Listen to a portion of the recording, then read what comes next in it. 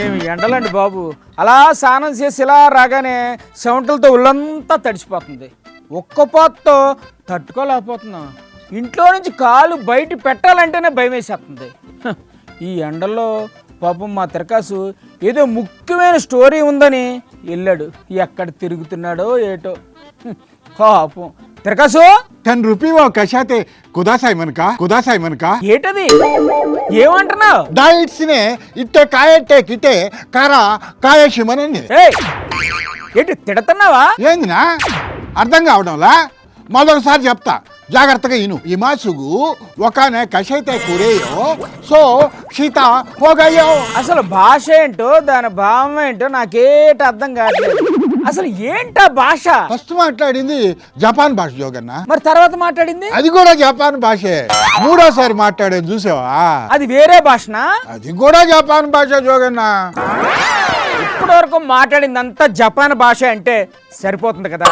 First second third అని ఎడదీసి సాగదీసి suspense లో పెట్టి నా బుర్ర తినడం ఎందుకయ్యా? లైడర్ ఇచ్ బిన్ మేమంటాన్ జరే బెషఫిష్. ఇదేంటి మళ్ళీ ఇందాకడ భాష కంటే కొంచెం తేడాగా ఉంది. ఇది జర్మనీ భాష జోగన్న.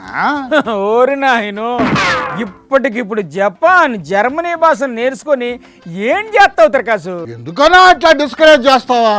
అసలు నీ దగ్గర ఉద్యోగం చేయాలంటేనే విసుగు పుడుతుంది జోగన్న.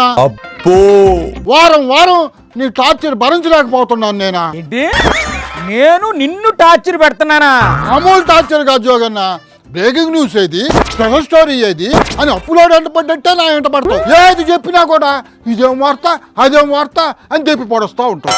అందుకే నేను ఒక డెసిషన్ తీసుకుంటుంటా. అయ్య బాబోయ్, ఏటో డెసిషన్? మిషి కషారేటో జపాన్ కినాకమానో బోలాక అంటే అర్థం ఏంటి? నేను జపాన్ వెళ్ళిపోతా.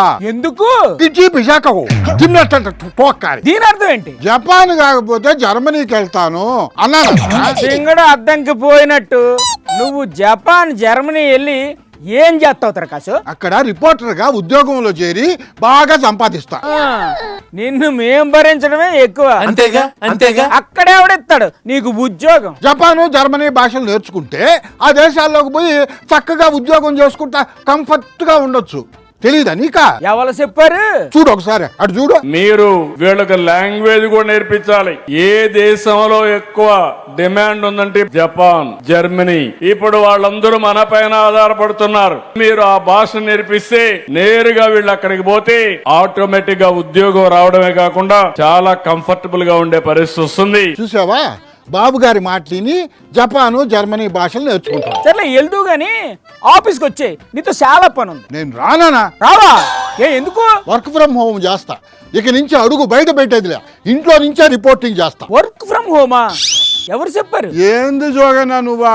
పొద్దున్నే పేపర్లు చదవవా? టీవీలో న్యూస్ చూడవా? ఏం జరిగింది తిరకాసు? నిజంగా నాకు తెలదు. పరిస్థితి ఏం బాగాలేదు, వీలైనంత వరకు వర్క్ ఫ్రమ్ హోమే చేయండి అని మొన్న మోడీ సార్ చెప్పారు కదా. బాబు గారు కూడా చెప్పారనా? రిపోర్టర్ అన్నాక ఫీల్డ్ మీదకి వెళ్ళి అక్కడ సిచ్యువేషన్ స్వయంగా చూసి రిపోర్టింగ్ చెయ్యాలి కదా. నువ్వు ఇంట్లో పడుకొని రిపోర్టింగ్ చేస్తా అంటే ఎలా కుదురుతుంది? నీకేం కావాలో చెప్పు. చైనాలో ట్రంప్ పర్యటన కావాలనా?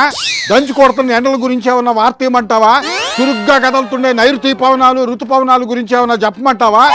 ఓమన్ తీరంలో భారత కార్గో నౌక మునక ఏదైనా సరేనా ఇంట్లోంచే రిపోర్టింగ్ చేస్తా. అయితే ఓ పని చెయ్యి, ఇక నువ్వు ఇంట్లోనే ఉండిపో, ఆఫీస్కి రావద్దు.